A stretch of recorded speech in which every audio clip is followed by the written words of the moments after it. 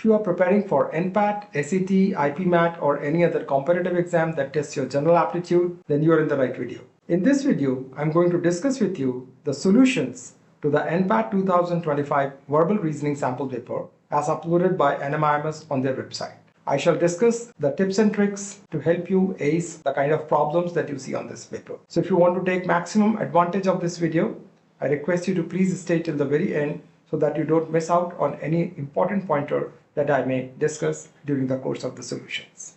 So without further ado, let's dive in. NPAT 2025 verbal reasoning sample paper. We start with question number 41. Select the option that best completes the sentence below. Please pay the electricity bill dash time to avoid having your electricity supply cut off. Now look, this problem relates to prepositions. What are prepositions? Prepositions are words, generally small words, which connect or rather which appear before a noun or a pronoun or even a noun phrase, and they connect that noun or pronoun or noun phrase to any other word in the sentence. Remember, prepositions show the relationship between the noun, pronoun or noun phrase with that word. That's the important differentiation between a preposition and a conjunction. Conjunction are connecting words. If you need further inputs on prepositions, it's a huge topic. Please do comment and I'll try to make a video on prepositions for you. So in this case, please pay the electricity bill dash time to avoid having your electricity supply cut off. Inside time? No. About time? No. On time? Yes. To time? No. Now look, prepositions generally, they don't follow a particular rule, okay? But sometimes you get an indication as to which preposition will fit in based on the preposition itself. For example, inside, you put something inside a drawer, okay? You talk about someone or something. When it relates to time, you say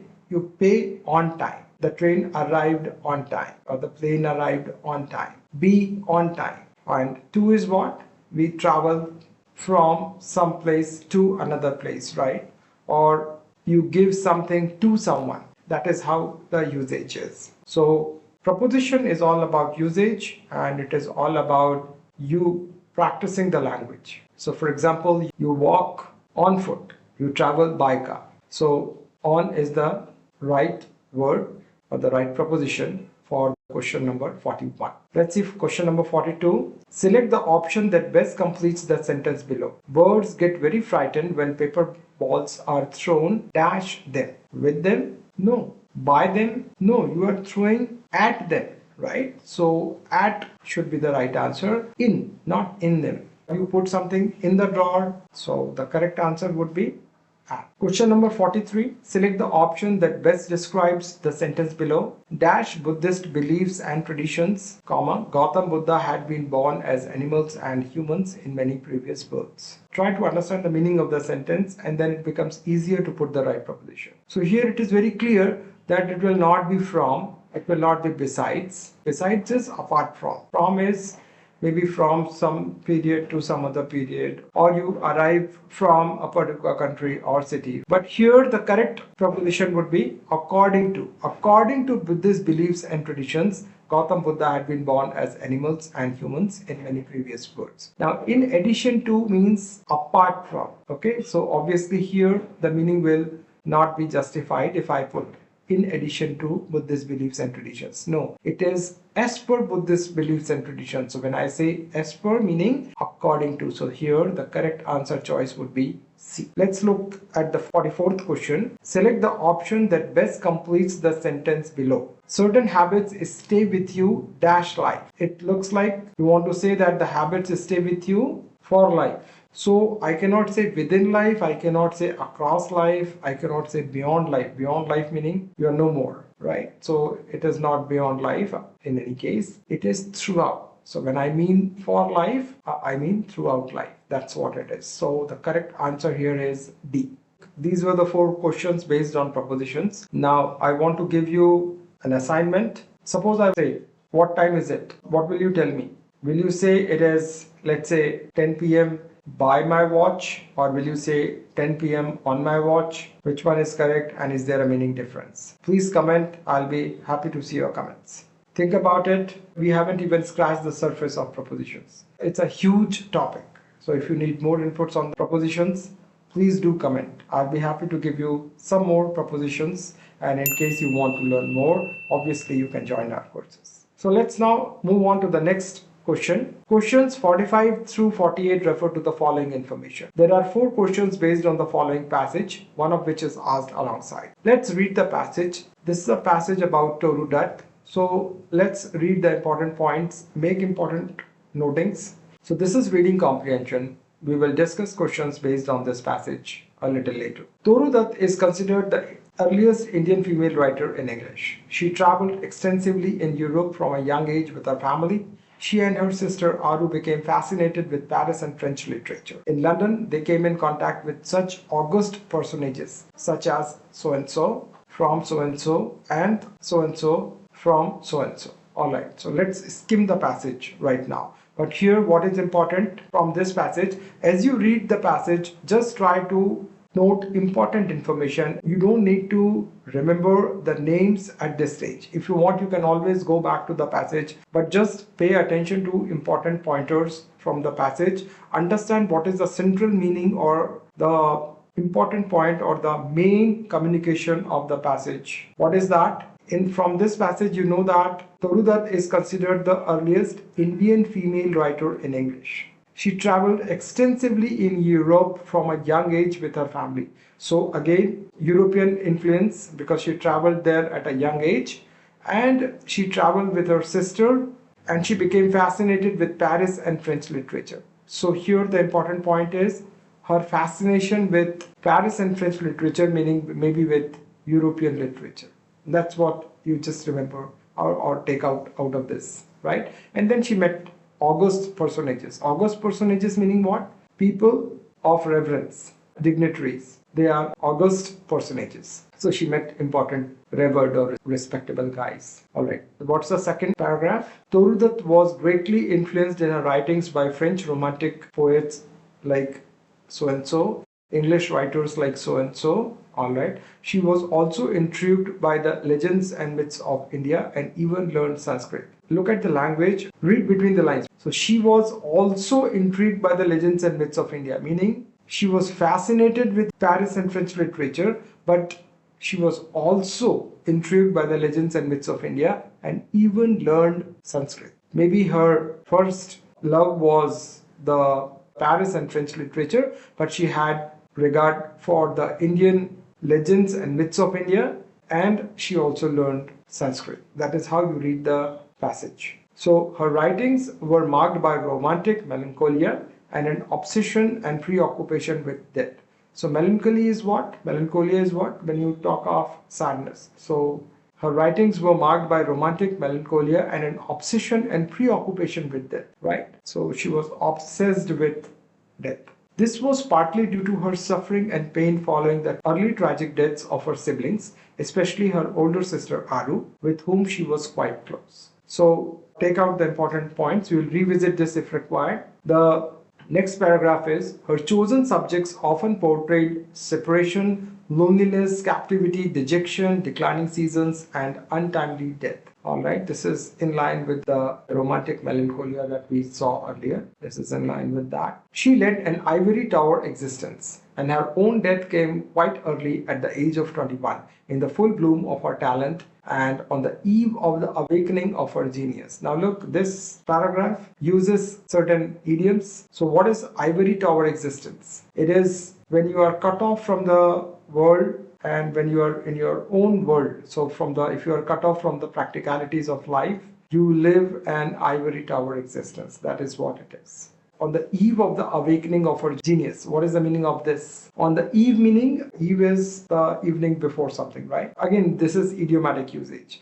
So when you say in the full bloom of her talent, meaning when she died, she was in that most fruitful stage. Okay, she was doing a lot of things, writing, and on the eve of the awakening of her genius, meaning what? Awakening of her genius means that her genius was not fully exploited when she passed away. Now let's look at the last two paragraphs. Toru Dutt's most famous work is So and So, an anthology of poems translated from French to English. It also contained a few original poems that showcase a vast insight into French literature. What needs to be captured from here is, see, factual questions, you can always go back and read the passage to answer those factual questions.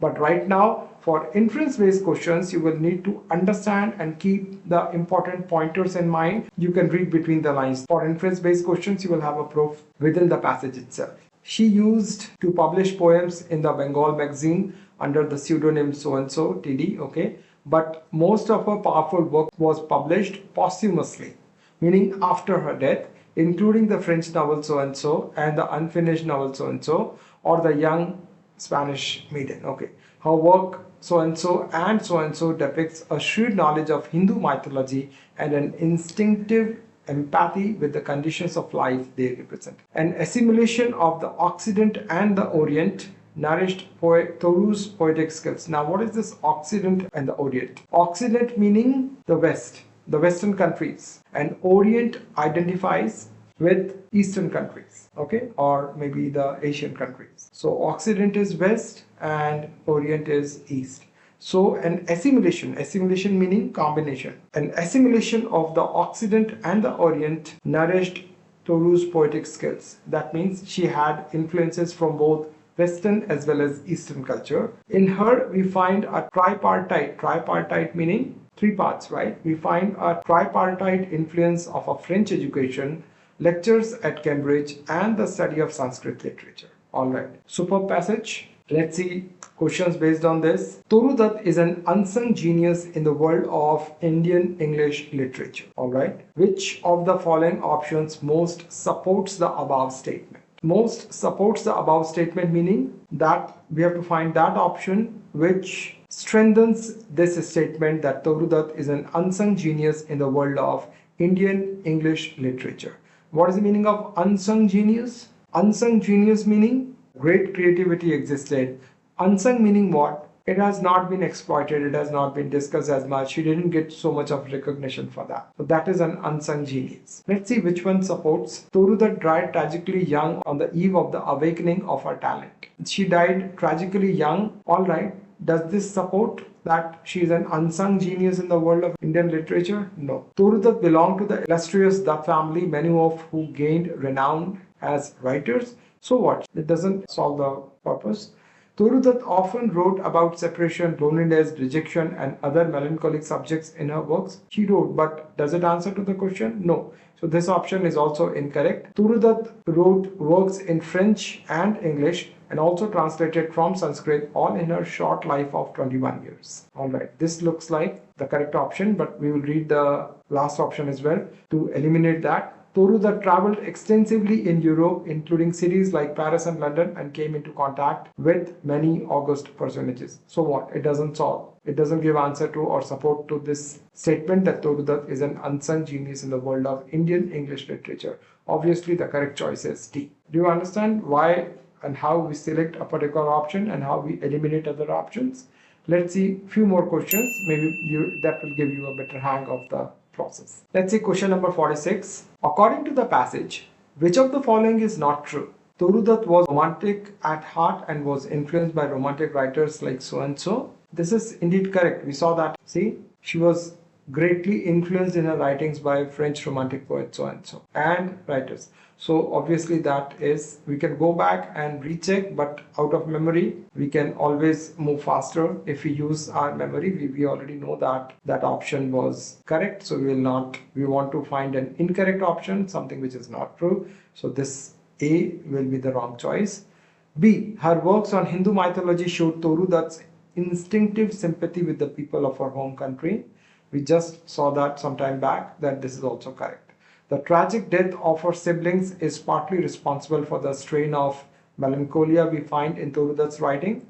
Yes, again this is correct as per the passage. Toru Dutt was influenced by the literature of the Occident as well as the Orient, and this was reflected in her writings. Yes, she had the influence from both the Occident as well as the Orient, so this is also correct. Obviously, we are left with only one choice, and this is the most likely option, but let's read that. Toru was fascinated by European traditions and literature and considered them above the indigenous literatures of India. Yes, it is correct that Toru was fascinated by European traditions and literature. But where in the passage do they say that she considered the European traditions and literature as above the indigenous literature of India? Did anywhere you see that in the passage? No. So this is not true. There is no mention that she considered the European traditions as higher or better than the indigenous literatures of India. Okay, so I'll go with option choice E.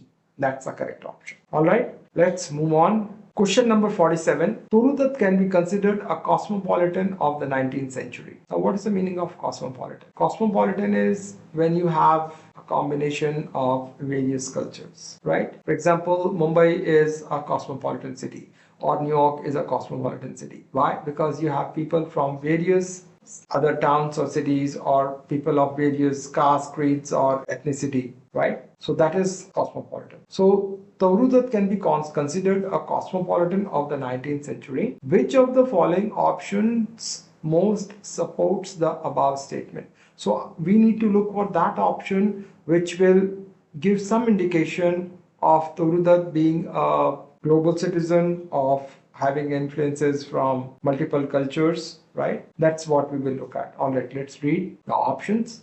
Toru traveled extensively in Europe and spent considerable time in the cities of Paris and London. All right, okay, this looks likely, but still, let's check the other options. Toru used to publish poems written in English in the Bengal magazine under the pseudonym TD. So she used to write poems in English in some magazine under the pseudonym TD. How does this make her cosmopolitan? No, so I will not go with B. Toru translated the works of French romantic poets into English for the enjoyment of the Indian public. She translated the works. Does it make her cosmopolitan? No. Option D, Toru was accomplished in Sanskrit literature and wrote so and so. Based on this, no, this does not make her cosmopolitan once again. Toru was influenced by a French education, lectures at Cambridge, England, and the study of Sanskrit literature, and was well versed in all three languages. Okay, this looks like the most suitable option. She did travel extensively in Europe and spent considerable time in the cities of Paris and London. This is also one option which is giving us an indication of her being cosmopolitan. But look at option E.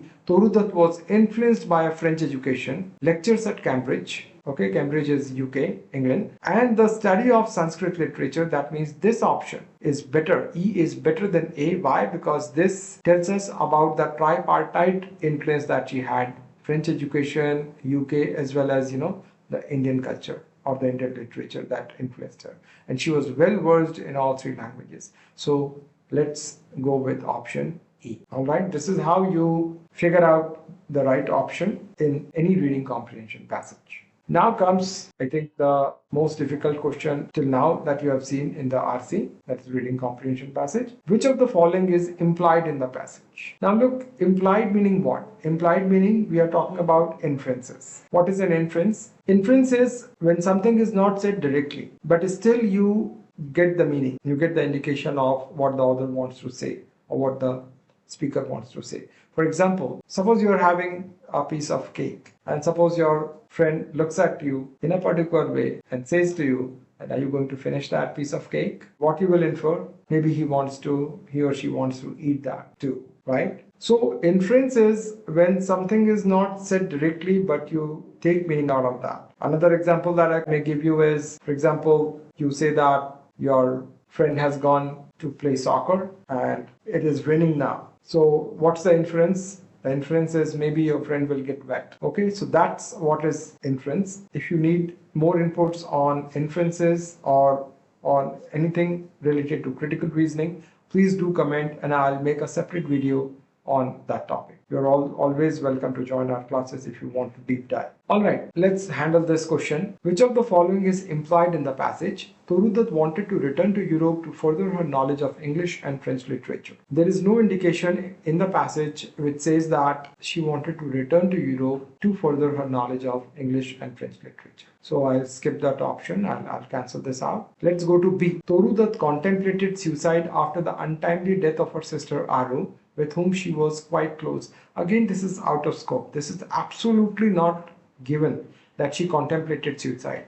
And look, when we deal with anything related to inferences, we cannot bring any of our prior knowledge on the topic to answer to the questions given or to select the options. We can also not assume anything. Whatever inference we make, that inference needs to be supported with what is given in the passage. That means there has to be evidence for inference to be true. Inference is like a must be true question. Okay, so I'll discuss more about this if you want. Please do comment. So I'll skip this B part also. This is not correct. C. Torudat wanted to publish her French novel so-and-so and gain popularity in European literary circles. Alright, this is also not given. So this is also completely out of scope of the passage. So this is also gone. Let's look at D. Torudat was conscious of the suffering of her compatriots under the British Raj and published her views under the pseudonym TD. She did publish under the pseudonym TD, but where is the indication in the passage which says that she was conscious of the suffering of her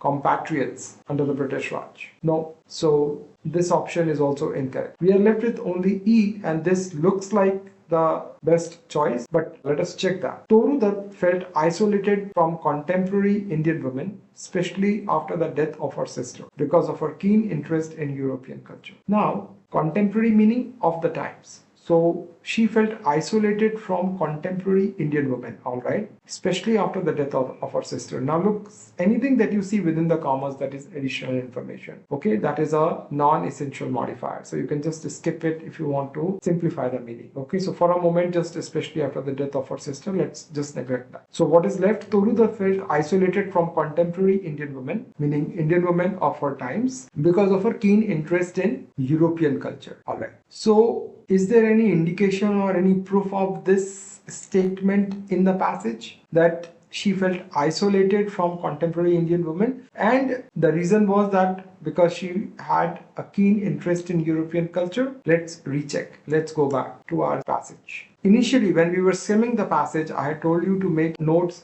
in your mind. So from this paragraph, the important point was she was fascinated with Paris and French literature. So this gives us the indication or the proof that she was inclined towards European culture, right? Or literature. This handles which part? That she was fascinated by European traditions and literature. We have a proof of this. Literature is part of the culture, and therefore I say culture. So we have some proof or some evidence to support this point. And because of this, she felt isolated from contemporary Indian women. Now, is there any even minute or feeble indication of this in the passage? Let's check that. See, in the entire passage, you will observe that this particular part, that she led an ivory tower existence, that comes close to saying that she was away from the practicalities of life. She didn't mingle as much. She was in her own world, and therefore she was little aloof from the contemporary Indian women once she came back from Europe to India. I'll go with E because this comes closest to the question. This is the inference that I can draw, but maybe this question could have been better framed, or the passage could have given us a better indication of the answer. Sometimes, the RC passages are a little deceptive. They don't give you the clear-cut indication of the inferences, but I've taken you to the reasoning behind why E is the correct choice, because all other options we can easily rule out. Okay, they are out of scope. Closest that comes for which there is at least some proof or evidence in the passage is the option E. So with that, we come to the end of this video. I hope you like the content. If yes, please do like, subscribe and share this channel. I have put a link to 2 videos, one regarding parajumbles and 2 regarding inferences in the description. please have a look at those 2 videos. It will help you solidify your learning on the topics. Please do not restrict yourself only to what you have seen in the sample paper. Please broad base your learning. It takes time and effort to learn a particular language or to gain proficiency in a particular language. Please do that, and if you need any support, we will be happy to help you ace your grammar, your understanding on logical reasoning, or whatever is needed related to your quant or verbal or your logical reasoning skills to help you ace any competitive exam that tests your general aptitude. I cannot wait to see you in the next video. See you very soon. Bye bye. Happy learning.